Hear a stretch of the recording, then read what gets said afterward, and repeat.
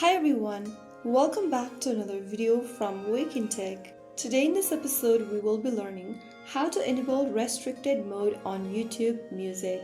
If you want to activate restricted mode to enhance safety and manage what appears in your listening experience, here is how you do it. First of all, open up the YouTube Music app on your device. Once you're logged in using your Google account's credential, tap on your profile picture at the top right corner.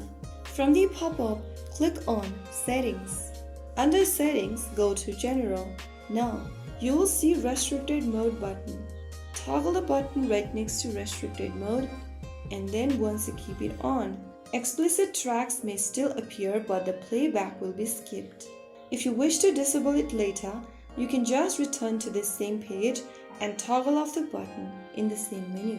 So that is how you can easily turn on Restricted Mode on YouTube Music. If you found the video helpful, don't forget to like, share and subscribe to the channel. I will be back again in the next video. Thanks for watching.